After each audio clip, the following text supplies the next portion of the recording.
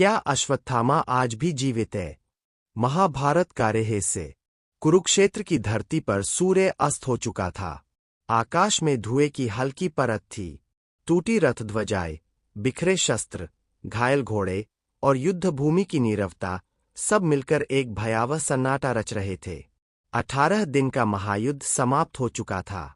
कौरवों की सेना नष्ट, महान योद्धा धराशायी, राज्य, वैभव, अभिमान सब राख हो चुके थे। पर एक व्यक्ति था जिसके भीतर युद्ध अभी भी जल रहा था। अश्वत्थामा। अश्वत्थामा अकेला बैठा था। उसकी आंखें लाल थीं, क्रोध से नहीं, भीतर के शून्य से। उसके मन में बार बार वही दृश्य कौंध रहा था। अश्वत्थामा मारा गया। युधिष्ठिर के मुख से निकले ये शब्द छल से भरे थे। मरा था हाथी। पर द्रोणाचार्य ने समझा, पुत्र चला गया। पिता ने शस्त्र त्याग दिए और उसी क्षण उनका वध कर दिया गया। अश्वत्थामा की मुट्ठियां भींच गईं। धर्म के नाम पर अधर्म, नीति के नाम पर छल। उसका हृदय प्रतिशोध की ज्वाला से भर उठा। रात गहराने लगी थी। अश्वत्थामा घायल दुर्योधन से मिलने पहुंचा। दुर्योधन झील के किनारे पड़ा था। भीम के गदा प्रहार ने उसकी जांघें तोड़ दी थीं। मित्र, दुर्योधन ने टूटी सांसों में कहा, सब समाप्त हो गया। अश्वत्थामा की आंखों में आंसू थे। नहीं महाराज, अभी नहीं। पांडव जीवित है। जब तक वे हैं, युद्ध समाप्त नहीं। दुर्योधन की बुझती आंखों में एक चिंगारी जली। यदि तुम प्रतिशोध ले सको तो कौरव वंश तुम्हारा ऋणी रहेगा। वह अंतिम सांस थी। अश्वत्थामा अब अकेला नहीं था। उसके साथ प्रतिशोध था। उस रात चांद बादलों में छिपा था। हवा में अशुभ संकेत थे। अश्वत्थामा ने कृतवर्मा और कृपाचार्य से कहा, आज पांडवों का अंत होगा। कृपाचार्य चौंके। रात में सोते हुए शत्रु पर आक्रमण, यह क्षत्रिय धर्म नहीं।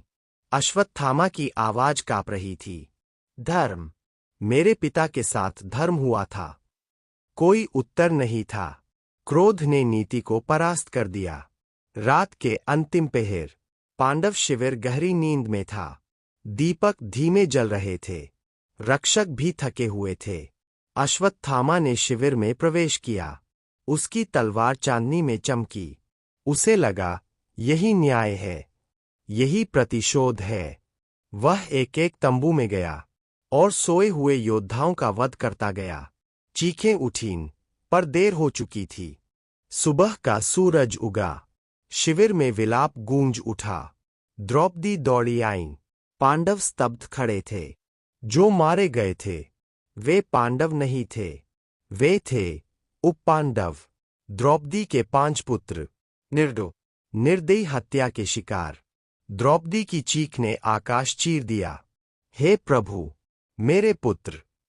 अर्जुन ने प्रतिज्ञा ली, अश्वत्थामा का वध होगा।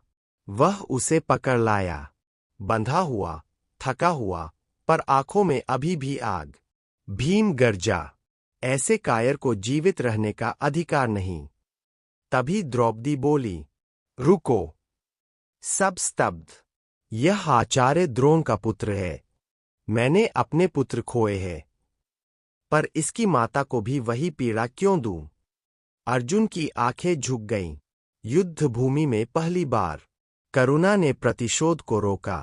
अश्वत्थामा मुक्त तो हुआ, पर दंड मिला। उसके मस्तक की दिव्य मणि छीन ली गई। उसकी शक्ति, तेज, गौरव सब चला गया। और उसे शाप मिला, तुम युगों तक पृथ्वी पर भटकते रहोगे। न मृत्यु मिलेगी, न मुक्ति। घाव कभी नहीं भरेंगे। अश्वत्थामा चीखा, पर शाप सुन लिया गया था।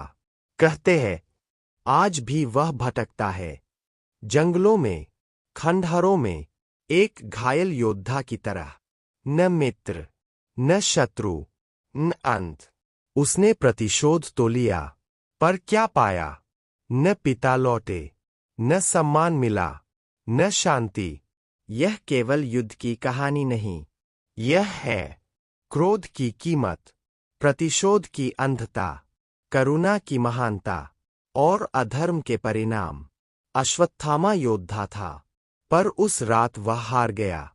शत्रु से नहीं, स्वयं से।